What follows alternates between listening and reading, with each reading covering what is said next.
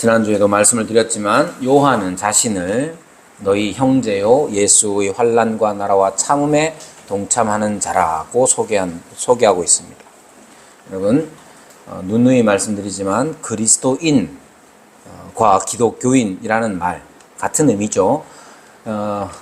기독교인 혹은 그리스도인으로서의 자기 정체성을 인식하는 까닭, 그러니까 자기 자신을 생각할 때 저는 기독교인입니다, 저는 그리스도인입니다 라는 자기 정체성을 가지고 사는 게 중요하다고 계속해서 강조하여 말씀을 드렸는데, 언제 이러한 자기 인식이 생기느냐, 자기 정체성에 대한 인지가 언제 되느냐 하면 그리스도의 사랑을 맛보았을 때야 비로소 됩니다. 여러분, 이게 너무 흔한 말이라서 여러분들이, 우리가 전체적으로 우리가 그것을 잘 의식하지 못하고 있을 때가 많습니다.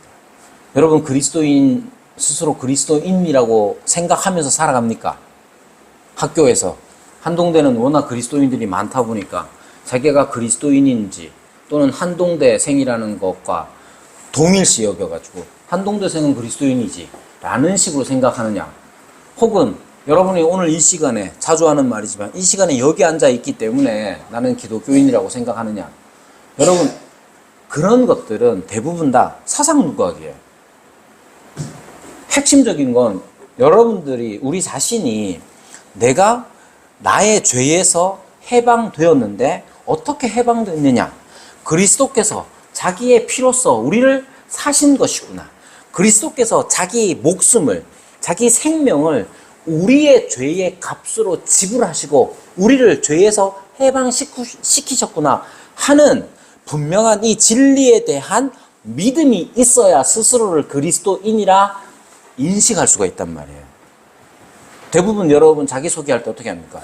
장건이, 새로운 분들이 있는데 자기소개해봐라. 그럼 어떻게 하느냐? 저는 해맞이 초등학교 정교 회장에 될 뻔한 사람입니다. 이렇게 해야 돼, 이렇게. 여러분, 우리가 어릴 때부터 자기소개를 할 때 저는 몇 살입니다, 저는 어느 학교에 몇 학년 몇 반입니다 라는 식으로 소개를 해요. 자기 스스로를 자기가 있는 그 자리에 연관시켜서 자기 정체성을 인식할 때가 많단 말이에요. 그래서 기독교인이라는 인식 자체도 내가 주일이 되면 예배당에 갑니다 정도로만 생각할 때가 많은데, 여러분이 여타의 조건이 잘 안 맞아서 교회를 잘 못 나오게 됐다, 그럼 흔들리죠. 여러분이 어떤 죄를 지었다, 그럼 흔들리죠. 우리가 어디에 있든 어떤 죄를 지었든 간에 언제나, 심지어 우리가 잘 살아간다고, 사업도 잘 되고 내가 참 성실하게 잘 살아간다는 생각 가운데 있더라도 언제나 우리 정체성은 그리스도께서 나의 죄에서 해방시키고자 나 대신 당신의 목숨으로 내 죄의 값을 지불하셨다, 그러므로 나는 죄에서 해방되었다, 나는 하나님의 자녀가 되었다, 그런 인식, 그런 믿음이 없으면 자기 정체성으로서의 그리스도인이라는 것은 없습니다. 우리가 이렇게 그리스도인이라는 인식을 분명히 가지고 산다면 우리의 삶을 나타내는 단어가 뭐냐면, 오늘 요한계시록의 본문 1장의 본문에 나오는 내용으로 하자면, 우리가 내 삶은 어떤 삶이냐 하면 얼마나 학교에서 성적을 잘 맞느냐, 내가 얼마나 사업을 잘하느냐, 내가 학교에서 얼마나, 직장에서 얼마나 성과를 내느냐에 있는 게 아니에요. 내가 이 세상에서의 내 삶이 나라와 제사장, 구약적 표현으로 하자면 제사장 나라로서의 삶을 산다고 인식하는 거예요. 우리가 나라와 제사장으로 살아갈 때에, 즉 제사장 나라로서 우리가 이 세상을 살아갈 때에 우리를 그렇게 삼으신 하나님 아버지에게 영광과 능력이 돌려지는 겁니다. 우리가 이 세상에서 나라와 제사장으로 살아간다는 건 오늘 1장에 나와 있는 것으로 표현하자면 예수의 환난과 나라와 참음에 동참하는 삶이에요. 예수의 환난과 나라와 참음에 동참한다는 건 하나님의 말씀과 예수를 증언할 때 일어나는 현실입니다. 여러분, 자꾸 반복적으로 말씀을 드리는 것 같아서 죄송스럽지만 다시 말씀드립니다. 하나님의 말씀과 예수를 증언한다는 건, 여러분, 하나님의 말씀과 예수를 증언하는 거, 그게 우리의 삶이란 말이에요. 어디에서 이런 일이 일어납니까? 여러분, 보세요. 여러분들이 하나님의 말씀과 예수를 증언해봤습니까? 해봤는지 한번 점검해 보세요. 어디에서 해봤어요? 언제 해봤어요? 저는 안 해봤는데 이러면 안 돼. 곤란해요. 여러분, 그러면 먼저 대부분이 한 번쯤은 해봤다, 아니면 여러 번 해봤다. 그걸 대부분 다 나와 믿음이 다른 사람들 앞에서만 먼저 생각하는 경향이 짙습니다. 그러나 여러분, 하나님의 말씀과 예수를 증언하는 것은 먼저 우선적으로 어디에서, 누구에게서 되어지는 삶이냐 하면 교회에서 먼저 일어나야 됩니다. 여러분, 하나님의 말씀을 증언하는 것, 예수를 증언하는 것, 어디에서 일어나야 되느냐? 우선적으로 먼저 교회 안에서 일어나야 됩니다. 여러분, 이게 가장 중요합니다. 이미 우리는 하나님의 말씀을 듣는 자이며 예수를 믿는 자들이죠. 그런데도 우리에게는 하나님의 말씀과 예수님의 증언 자체가 반드시 필요합니다. 언제나 우리에게 필요한 일입니다. 오늘 구조적으로도 보십시오. 오늘 본문에 나와 있는 구조적으로도 보면 10절에서부터 나오는 내용들을 볼 때에 주의 날에 내가 성령에 감동되어 내 뒤에서 나는 나팔 소리 같은 큰 음성을 들으며, 근데 그 음성이 뭐라고 말하느냐 하면 교회들에게, 일곱 교회에 보내라고 하십니다. 그러니까 하나님, 예수님께서 사도 요한에게 말씀하실 때 예수님이, 하나님이신 그분께서 말씀하시는 것을 어디에 보내냐 하면 일곱 교회에 보내라고 한단 말이에요. 여러분, 하나님이 살아계십니까? 대답하세요. 이거는 장원이는 제일 크게 대답하고, 하나님이 살아계십니까? 그걸 어떻게 알아요? 그걸 어떻게 알아요? 그거는 지금 여기에서 우리가 누리지 않으면 증명이 안 되는 거예요. 하나님이 보입니까? 안 보여요. 하나님이 보이지 않지만 하나님이 지금 여기에 계시고, 여기에 계시는 그분이, 저기 우리 지금 화분, 밖에 내놓은 화분 앞에 새가 한 마리 죽어 있습니다. 작은 새가 한 마리 죽어 있어요. 바빠서 못 치웠는데. 여러분, 새가 한 마리 저기 있습니다. 살아있지가 않아요. 하나님이 여기 계십니다. 하나님이 살아계십니까? 하나님이 살아계시면 여러분들이 그렇게 할 것 같아요? 이건 그냥 자극적으로 하는 말입니다. 여러분, 하나님의 말씀과 예수를 증언한다는 건 어디에서 일어나는 일이냐 하면 여기 우리 가운데에서 일어나야 하는 일이에요. 예수님이 하나님이심을 우리는 믿습니다. 우리가 그리스도인이라는 건 예수께서 그리스도이심을, 예수께서 구원하시는 하나님이심을 우리가 믿는 거예요. 그렇죠? 여러분, 예수님께서 어떻게 말씀하셨느냐 하면 요한복음 13장 34절 35절에 이렇게 말씀하십니다. 새 계명을 너희에게 주노니 서로 사랑하라. 내가 너희를 사랑한 것 같이 너희도 서로 사랑하라. 새 계명을 우리에게 주셨어요. 누가? 예수님이. 그분이 어떤 분인데? 그분은 하나님이세요. 우리가 그렇게 믿어요. 하나님께서 우리에게 말씀하신 바가 먼저 우리에게서 먼저 말씀으로서 역사하는 바가 있어야 되는 거예요. 35절에는 이어서 이렇게 말합니다. 너희가 서로 사랑하면 이로써 모든 사람이 너희가 내 제자인 줄 알리라. 하나님의 말씀이 우리 가운데서 먼저 하나님의 말씀으로 살아 역사해야 밖에 나가서도 하나님 살아계신다고 말할 수 있는 거예요. 교회 안에서 함께 하나님을 믿는 우리 안에서 하나님의 말씀이 증언되어야 합니다. 예수님이 살아계시다는 게 우리 가운데서 먼저 증언되어야 합니다. 둘째로 우리 교회에서 형성된 증언자의 삶이 세상으로 확장되는 거예요. 말씀드린 것처럼 요한복음 13장 35절에 너희가 서로 사랑하면 우리 가운데서 서로 사랑하라 하시는 예수님의 계명의 말씀이 우리 가운데서 먼저 삶이 되고 생활이 될 때에야 비로소 밖으로 드러나는 거예요.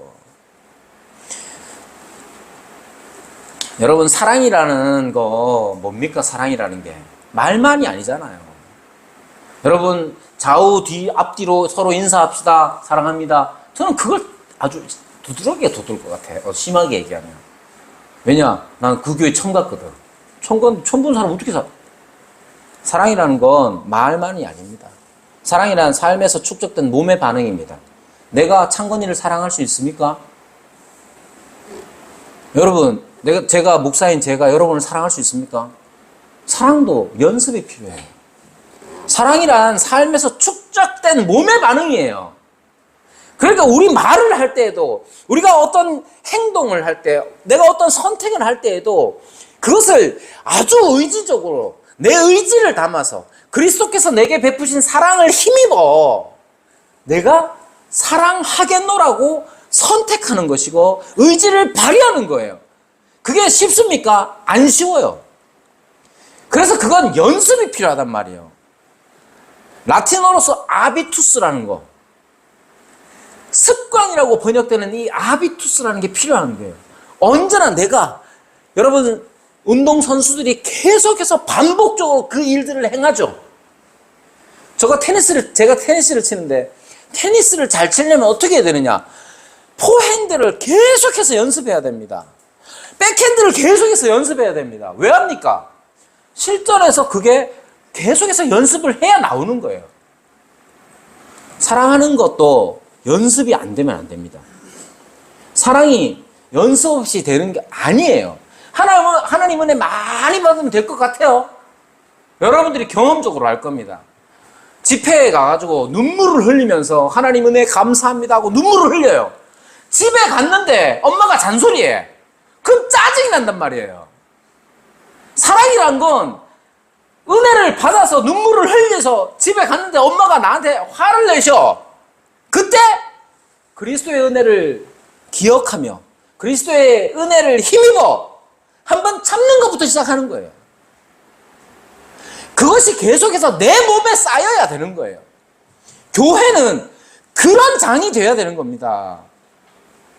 여러분 원수 사랑할 수 있겠어요? 여러분이 이웃을 사랑할 수 있습니까? 안 그래요. 우리는 다 사랑할 수 없습니다. 우리는 이기적인 마음이 나 스스로 세상에서 내가 나를 안 챙기면 누가 세상에서 나를 챙겨주겠냐는 시대 정신 가운데 살아가고 있어요. 세상의 모든 문화가, 세상의 모든 대부분의 노래와 대부분의 영화와 드라마가 야, 너 챙길 사람 아무도 없어. 네가 너를 사랑해야지. 그렇게 말하고 있는 시대를 살아가고 있단 말이에요. 지금 여기는 어떤 곳입니까? 하나님이 우리와 함께 하신다는 곳이에요. 하나님께서 어떻게 말씀하셨습니까? 우리 주께서 새 계명을 너희에게 주노니 서로 사랑하라 하셨습니다. 서로 사랑하는 건 처음부터 잘 되는 게 아니에요. 그건 아주 작은 생각의 전환부터 시작해가지고 작은 말 한마디에도 신경을 쓰는 것, 그것으로서 우리의 몸에 배우게 하는 거예요.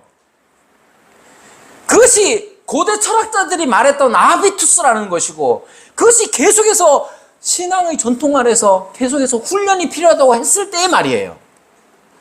훈련이란 무슨 제자훈련 코스웍 같은 게 아니에요. 우리가 함께 살아가면서 그리스도를 힘입고 그리스도의 은혜 가운데서 내가 그리스도인이라는 정체성 속에서 새 계명을 너희에게 주노니 하시는 그 말씀에 대하여 우리가 조금씩 연습해 나가는 거예요. 몸에 배이도록. 그래야 세상에 나갔을 때도 그것이 나오는 거예요.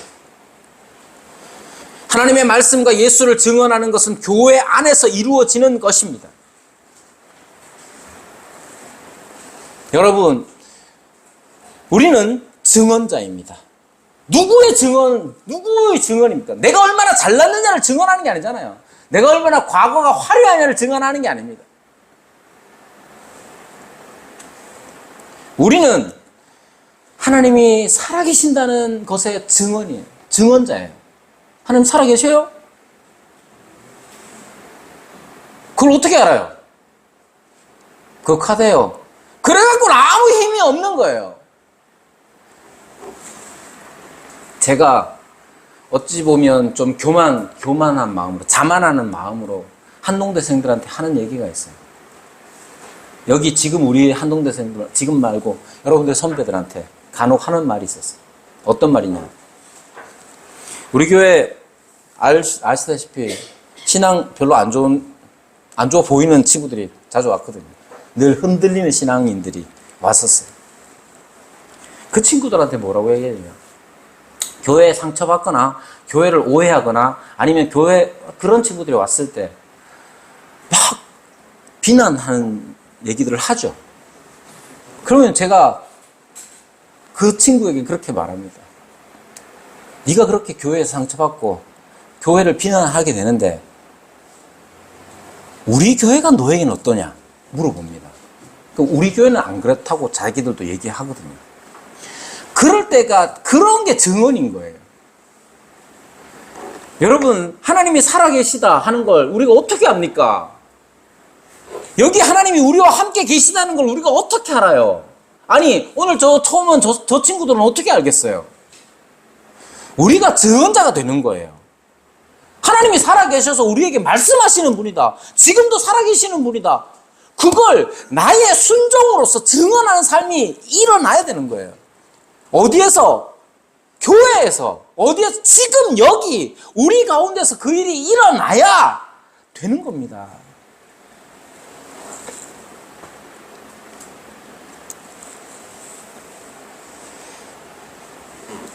그것이 우리 몸에 배이도록 하는 것. 여기 우리는 최소한 하나님이 우리와 함께 계시는 분이심을 믿는 사람들이 여기 모인단 말이에요. 그 믿음대로 우리는 말과 행동들을 선택해 나가야 돼요. 그러면 그래 맞아 하나님이 우리와 함께 계시지 라는 확신 속에서 세상으로 나가게 되는 거예요. 그 세상에 나가서 아무도 하나님을 믿지 않는 그곳에서 하나님을 믿는 사람으로 살아내는 거, 지금 여기 우리 가운데, 교회 가운데 그 성패가 달려있는 겁니다. 그러면 세상에서 나가서 그렇게 살면 어떤 결과가 있느냐? 하나님의 말씀과 예수의 증언자로서 살면 어떤 결과가 있느냐? 요한에 따르면 반무섬에 갇히게 됩니다. 요한은 하나님의 말씀과 예수를 증언하였으므로 말미암아 반모라 하는 섬에 있었다고 밝히죠. 우리는 어떻게 되겠습니까? 우리도 그렇게 됩니다. 우리도 반모라는 섬에 갇히게 될 겁니다. 우리의 반모섬은 어디입니까? 말 그대로 어쩌면 감옥이 될 수도 있죠. 최근 기독교를 강타하고 있는 차별금지법 같은 것들, 그런 것들 우리의 증언에 재갈을 물리는 것일 수 있죠. 예를 들면 동성 커플의 혼인을 만약에 내가 주례를 요청했는데 내가 요청에 응하지 않았다. 뭐 그 최악의 아주 극단적인 상황일 텐데 그럼 감옥에 갈 수도 있겠죠. 그러나 그러한 일들은 대부분 잘 일어나지 않을 거예요. 예상컨대 우리의 반모섬은 어디냐 하면 우리가 증언하면 시선의 반모섬에 갇히게 될 겁니다. 우리를 이상한 눈으로 바라보겠죠. 쟤는 왜 저래? 그게 세상에서만 일어나느냐? 여러분, 그렇지 않습니다. 교회 안에서도 하나님의 말씀과 예수를 증언하는 것이 우리를 환난과 참음의 상태로 끌고 갈 수도 있어요. 내가 하나님의 말씀을, 내가 예수를 증언하는 삶을 산다고 해서, 여기에서, 교회에서 산다고 해서, 그러면 그게 다 그냥 잘 되느냐? 안 그래요. 여러분, 멀리 갈 것도 없이 그냥 가족 안에서 일어나는 일들, 남편과 아내 사이에서 일어나는 일들만 한번 생각이 없어요. 주로 이제 제 경우 남편이 사고를 많이 치기 때문에 미안해 하고 말하면 그게 그대로 그냥 쉽게 받아들이는 건 아니에요. 아내는 그동안 받아놓은 스트레스가 있기 때문에 한 번에 말 한마디로 쉽게 용서되지는 않잖아요. 그렇죠? 그런 것은 교회 안에서도 마찬가지예요. 우리가 하나님의 말씀에 순종함으로써 누군가를 용서하고 용납한다고 했을 때 용서를 하는 사람이나 받는 사람이나 쉽지 않아요. 왜냐하면 용서하고 싶지도 않고 받고 싶지도 않기 때문에 그래요. 그래서 우리가 하나님의 말씀과 예수를 증언하는 일이 우리 그 증언을 잘한다 할지라도 여전히 우리는 환난과 참음, 아니 반모라는 섬에 갇힐 수 있는 겁니다. 그래서 우리가 증언하는 삶을 살 때 우리는 어려움을 겪게 되고 나만이라는 섬에 고립되는 것처럼 느낄 수 있습니다. 내가 아무리 해도 다른 사람이 이해해 주지 못하는 어려움을 겪기도 하는 것이죠. 이럴 때 필요한 게 뭐겠습니까? 바로 우리 주 예수 그리스도시죠. 나를 사랑하시고 나를 위해 자기 목숨을 대속 제물로 내어 놓으신 분, 그분이 우리가 반모라는 섬에 있을 때에 나만 어려움을 겪는 것 같고 나만 괴로운 것 같고 다른 사람들이 나를 이해해 주지 못하는 것 같은 그런 어려움에 있을 때에 우리 주님께서 우리에게 나타나셔서 나팔 소리 같은 큰 음성으로 우리와 함께 하신다는 점을 잊으면 안 돼요. 여러분, 세상 가운데서 우리가 증언의 삶을 살아갈 때에도 우리는 말 그대로 반모라는 섬에 갇히게 될 거예요. 사람들이 우리를 이상하게 볼 거고 사람들이 우리를 이해 못한다고 말할 거예요. 그때 우리는 괴롭죠. 아니 너무 과하게 표현해서 교회 안에서 우리가 하나님의 말씀을 순종한다고 예수를 증언한다는 삶을 그 선택을 할지라도 이 가운데에서 우리의 죄성 때문에 우리는 어려움을 겪게 될 수도 있어요. 그러나 그것이 세상에서든 교회에서든 그냥 끝나버리는 게 아니라 예수님께서 우리와 함께 하시고 우리에게 나팔 같은 큰 음성으로 함께 하신다는 것을 잊으면 안 됩니다. 우리가 고난받을 때에, 우리가 환난과 참음에, 예수의 환난과 참음에 동참할 때에 예수님께서는 말 그대로 우리와 함께 하십니다.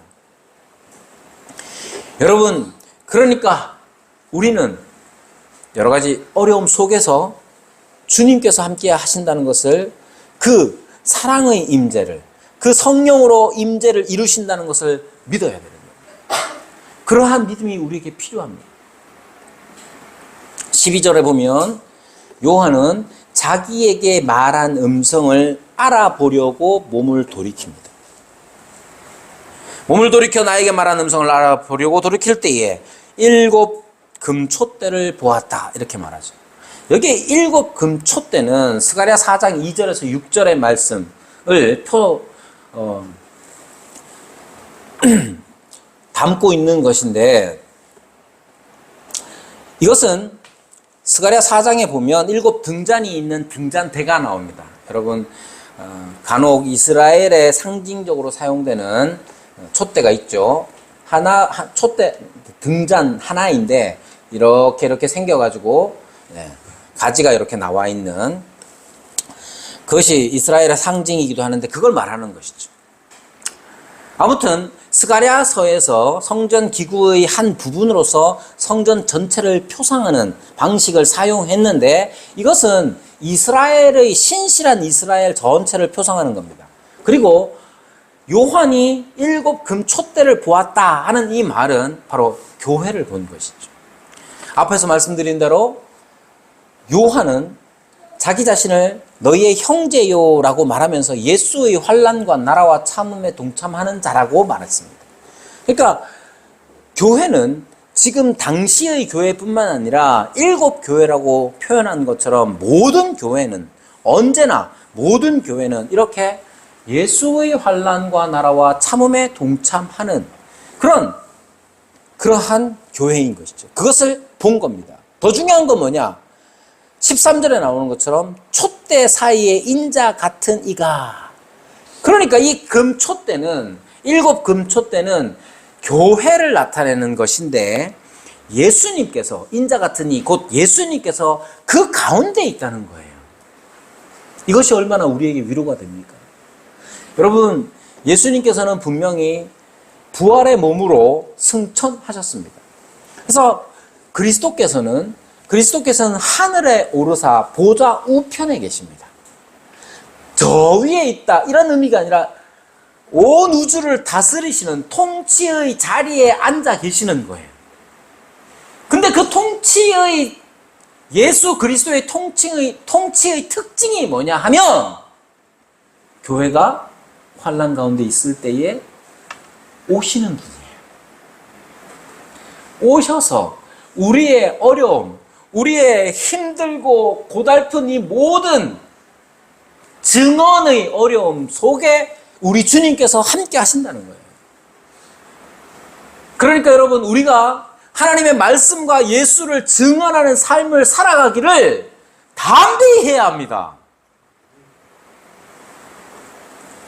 왜냐하면 그게 그 증언의 삶을, 증인의 삶이 마냥 편하기 때문이 아니에요. 힘들죠. 여러 오해가 있을 수 있죠. 어색하죠. 어색한 게 되게 큽니다. 특히 지금 이 시대에 어색한 게 얼마나 큰지 몰라요. 누군가를 사랑하는 일 쉽지 않습니다. 사랑을 해봤어야지. 사랑이란 건 제가 좋아하는 정의는 그렇습니다. 13장, 고린도전서 13장에 나오는 것처럼 사랑은 오래 참고로 시작해서 모든 것을 견디느니라로 끝납니다. 사랑은 그런 거예요. 그 사랑을 여러분 얼마나 해봤는 것 같아요? 남편을 그렇게 사랑해 봤습니까? 자식을 그렇게 사랑해 봤습니까? 부모를 그렇게 사랑해 봤습니까? 이 세상에서 그런 사랑을 해내는 거 쉽지 않아요. 어렵습니다. 그러나 그 사랑을 해 나갈 수 있는 힘이 어디서 오느냐? 우리가 어려움을 당할 때 우리 주 그리스도께서 우리와 함께 하신다는 것. 하늘에 오르사 하나님의 보좌, 하늘의 보좌 우편에 앉아 계신 그분이 우리가 어려움을 당할 때에 성령으로 임재하셔서 우리 가운데 오셔서 나팔 소리 같은 큰 음성으로 함께 하신다는 것. 그 믿음을 가지고 우리는 증인의 삶을 살아내는 거예요. 내가 얼마나 의지가 대단하냐, 내가 얼마나 대단하냐를 가지고 우리는 증인의 삶을 사는 게 아니에요. 우리가 약하고 어렵고 고난이 닥치고 사람들이 나를 이해해주지 못하고 그럴 때에 우리 주님이 나와 함께 하신다는, 나를 위하여 저 하늘에서 내려와 나와 함께 하신다는 그 은혜를 힘입어 증인의 삶을 사는 거예요. 그러면서 주님께서 하시는 말씀이 있습니다. 17절에 주님에 대한 묘사가 쭉 나옵니다. 13절부터 주님에 대한 묘사가 쭉 나오지만 생략하며 다음 기회에 좀 더 설명을 하기로 하고, 더 중요한 건 이거예요. 17절에 내가 볼 때에 그의 발 앞에 엎드려져 죽은 자같이 되었다. 돌이켜서 12절을 보면 몸을 돌이켜 나에게 말한 음성을 알아보려고 돌이켰습니다. 요한이 이렇게 돌이켜서 보면 요한은 예수님을 알아볼까요? 못 알아볼까요? 제일 잘 알아볼 사람 중에 한 사람입니다. 왜냐? 요한복음 같은 데 보면 예수님의 품에 안긴 제자라고 표현합니다. 요한은 예수님께서 당신의 제자로 받아들이는 제일 첫 번째 사람 중에 한 사람입니다. 몸을 돌이켜 나에게 말한 음성을 알아보려고 돌이켰어요. 그럼 알아볼까요? 못 알아볼까요? 알아보죠. 왜 못 알아보겠어요? 그러나 이전의 주님과 다른 모습으로 묘사되어 있습니다. 왜냐하면 이제 주님은 그 이전에 이 땅에 계실 때에 고난받으시며 죽임을 당하신 분이 아니라 부활의 몸을 입으시고 하늘의 보좌 우편에 앉아 계시는 권능의 하나님이시요 통치의 하나님이시기 때문에 그렇습니다. 그 내용을 13절부터 묘사하고 있는 거예요. 그러나 여러분, 이 묘사가 이전의 이 땅에 오셨던 성육하셨던 그 예수님과 다른 모습은 아닙니다. 왜냐? 본질은 같습니다. 13절부터 16절까지 나오는 예수님에 대한 묘사는 예수님이 심판자시요 전능한 하나님이 심을 나타내는 말입니다. 그러한 묘사예요. 그럼 예수님의 속성이 바뀌었느냐? 그렇지 않아요. 그걸 어디서 알 수 있느냐? 17절 내가 볼 때에 그의 발 앞에 엎드려져 죽은 자 같이 되매 그가 잘 들으세요. 그가 오른손을 내게 얹고 이르시되 두려워하지 말라. 이렇게 말씀합니다. 우리가 이 세상에서의 삶이 교회의 삶이든 세상 속에서의 삶이든 간에 살아가는 일이 녹록지 않습니다. 예수님을 증언하는 삶이 쉽게 되느냐? 교회에서든 세상에서든 쉽게 되지 않습니다. 그때 오는 여러 가지 어려움들 속에서 주님께서는 첫 번째로 예수님이 얼마나 능하신 분이요 전능하신 하나님이신가를 우리에게 보여주실 뿐만 아니라 우리에게 오셔서 우리를 사랑하시고 우리와 함께 하셨던 그분이 변하지 않았다는 점을 가르칩니다. 어떻게? 손을 얹어주시잖아요. 손을 얹는다는 말이 얼마나, 우리 딸이 고3이라서 힘듭니다. 집단에는 열심히 해요. 간혹 지친 모습을 보일 때가 있어요. 아빠로서 대신해 줄 수도 없고 여러 가지 부족한 게 많죠. 제가 할 수 있는 일은 안아주는 것 정도밖에 없어요. 그런데 생각해 보세요. 우리 딸이 그랬다는 건 아니지만 내가 힘들고 어려울 때 그냥 따뜻한 손길이 내 어깨에 전해진다는 것 자체만으로 우리는 위로를 얻을 때도 있지 않습니까? 주님이 하시는 게 그거예요. 문둥병자에게 다가가셔서 어떻게 하셨습니까? 그에게 손을 대셨어요. 문둥병자는 아무도 사람이 손대기를 거부합니다. 더 중요한 건 뭐냐? 문둥병자는 감각이 없어요. 누가 손을 대도 느낄 수가 없어요. 그러나 저는 그 본문을 읽으면서 예수님께서 문둥병자에게 손을 대셨을 때 그가 느꼈던 것은 뭐냐? 주님의 따뜻한 손길일 거라고 생각합니다. 그때부터 감각은 살아나고 그때부터 치유가 일어났다고 저는 생각합니다. 두려움에 떨고 있던 이 두려움이 그리스도 앞에서 전능하신 하나님 앞에서의 두려움일 수도 있고요. 또 반모라는 섬에서의 두려움일 수도 있습니다. 그에게 손을 얹고 주님이 말씀하십니다. 두려워하지 마라. 여러분, 예수의 증언의 삶을 살아가는 건 사실 두려운 일입니다. 나 같은 게 어떻게 그리스도를 증언할 수 있겠습니까? 그러나 여러분, 두려워하지 마십시오. 주님이 오른손으로 우리에게 손을 얹고 두려워하지 말라고 말씀하십니다. 하나님의 말씀의 증언자가 되는 거, 지금 여기 우리 교회 안에서 하나님의 말씀과 예수를 증언하는 삶을 사는 거 두려워하지 마십시오. 주님이 우리와 함께 하십니다.